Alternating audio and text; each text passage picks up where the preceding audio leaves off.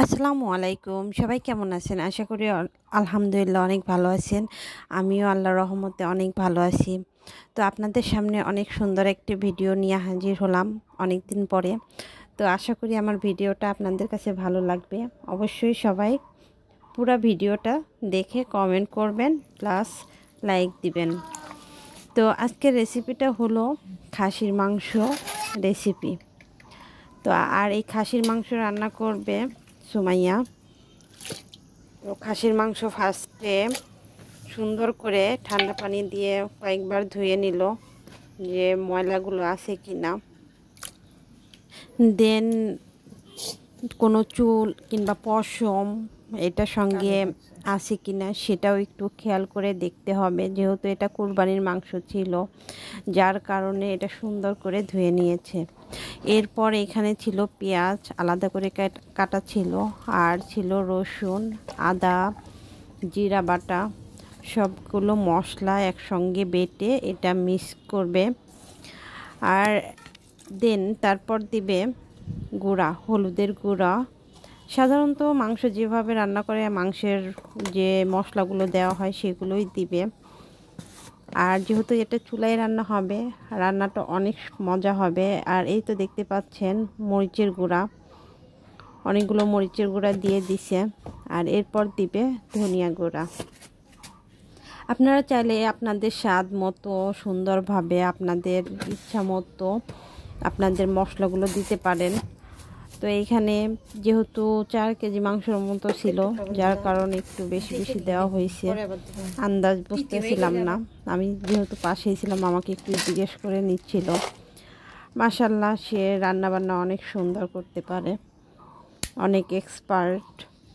আর এখন দিয়ে দিবে মশলা, গরম মশলা, এলাচ, দারচিনি, লবঙ্গ। এরপর দিয়ে দিবে তেল।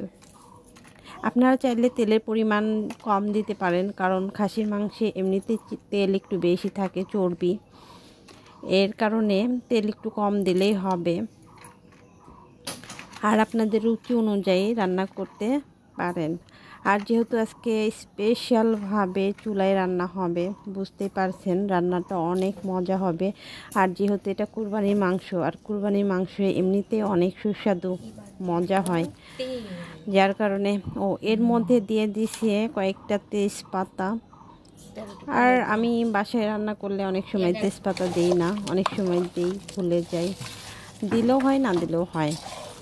তো এটা অনেকক্ষণ যাবত হাত দিয়ে মেখে নিতে হবে। আর হাত দিয়ে মেখে নিলে হয় কি, এটার মধ্যে মাংসর মধ্যে মশলাগুলো অনেক সুন্দরভাবে মেরিনেট হয়, মানে মশলাগুলো ঢুকে যায়। সুন্দরভাবে মেরিনেট করে নিল। এখনও হয়নি, আরও কিছুক্ষণ ধরে প্রায় 5 থেকে 10 মিনিট ধরে এটা হচ্ছে সুন্দর করে মাখিয়ে নিতে হবে। কারণ যত মাখাবেন তত মাংসের মধ্যে মশলাটা সুন্দরভাবে যাবে। আর চুলায় জাল আপনার একটু কম লাগে, মাংসটা তাড়াতাড়ি সিদ্ধ হয়ে যায়। আর এভাবে আমি বাসায় রান্না করি, অনেক মজা হয়।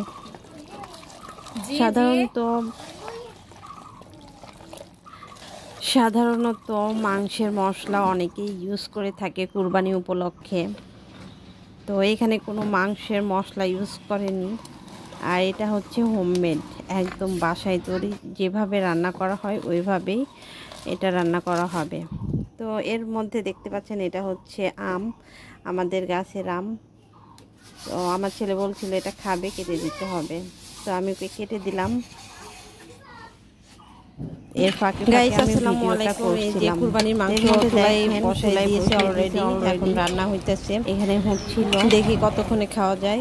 অলরেডি বসাই দিয়েছে, বসানো হচ্ছে, সব মশলা দিয়ে একদম পরিপাটি করে বসাই দিয়েছে। আর আজকে রান্নাটা হবে একদম চুলায়, অনেক মজার খাবার হবে। এমনিতেই অনেক ধন্যবাদ সবাইকে। আর এর মধ্যে রান্নাটা হয়ে গেছে, দেখেন কালারটা কত জোশ আসছে, একদম উপরটা কালারটা অনেক সুন্দর আসছে। তো আমি উপর থেকে কয়েক পিস মাংস নিচ্ছিলাম রুটি দিয়ে। আর এটা চালের রুটি দিয়ে খেতে অনেক মজা। আর ঈদের দিন যেহেতু এই খাবারটা ছিল একদম বলার মতো না। আর এই যে দেখেন আমার আম্মু অনেকগুলো রুটি বানিয়েছে, চালের রুটি। এইগুলা ঈদের দিন রাত্রে আম্মু কষ্ট করে বানিয়েছে। অনেক মজা, আম্মুর হাতের রুটিগুলো অনেক মজা হয়, খুব ভালো লাগে। তো আমি এখান থেকে কয়েকটা রুটি নিচ্ছিলাম, দেন আমি এখন এটা দিয়ে খাবো। তো এই তো অসাধারণ একটি খাবার, চালের রুটি দিয়ে মাংসের ঝোল, একদম খাসির মাংস। তো আপনাদের কাছে কেমন লাগে অবশ্যই কমেন্ট করে জানাবেন। আমার তো খুব মজা লাগে। আর কে কীভাবে ঈদের আনন্দ উদযাপন করছেন সেটাও অবশ্যই কমেন্ট করে জানাবেন। আর এটা ছিল আমাদের ঈদের দিনের ভিডিও। এই পর্যন্তই আজকে। আমার ভিডিওটা ভালো লাগলে অবশ্যই শেয়ার করে দেবেন আর আমার পাশে থাকবেন। আর এই যে দেখতে পাচ্ছেন হাড্ডিগুলা একদম নরম ছিল। খাসি মাংসের হাড্ডিটা আমার অনেক পছন্দ। ভিতরের যে ক্যালোরিটা থাকে ওইটা আমার খেতে অনেক মজা লাগে, অসাধারণ লাগে একদম, অনেক মজা। আর এই যে তেলটা, চর্বি, মাংস একটু চর্বির সঙ্গে অ্যাডজাস্ট করা, এটাও খেতে অনেক মজা লাগে। তো আজকের ভিডিওটা এই পর্যন্তই থাকবে। আপনাদের কাছে কেমন লাগছে অবশ্যই অবশ্যই কমেন্ট করে জানাবেন। আর ভিডিও ভালো লাগলে অবশ্যই শেয়ার করবেন। ধন্যবাদ সবাইকে, আল্লাহ হাফেজ।